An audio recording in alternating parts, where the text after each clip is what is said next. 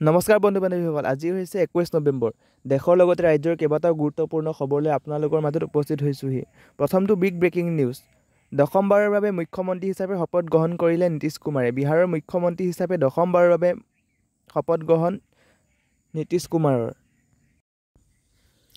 আৰু এটা big breaking news, Zubeen ক্ষেত্ৰত মদ অফাৰ কৰা লোকৰ বিৰুদ্ধে আইনী ব্যৱস্থা ল'ব বুলি মুখ্যমন্ত্ৰীৰ সতৰ্কবাণী।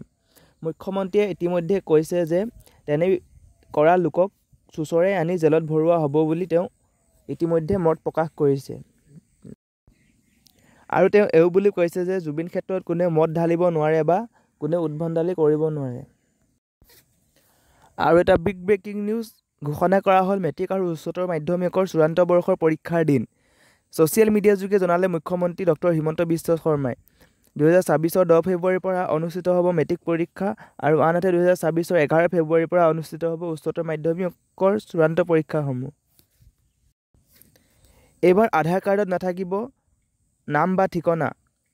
হয়, এইবাৰ আধাৰ কাৰ্ডত নাথাকিব নাম বা ঠিকনা। কাৰ্ডত থাকিব কেৱল আপোনাৰ ফটো আৰু QR। আৰু এটা বিগ ব্ৰেকিং নিউজ, অসম চৰকাৰে বহুবিবাহ নিষিদ্ধ কৰাৰ বাবে অহা মাহত বিধানসভাত এখন বিধেয়ক উত্থাপন কৰিব, য'ত উলংঘনকাৰীক দিয়া হ'ব 7 বছৰ পৰ্যন্ত জেল।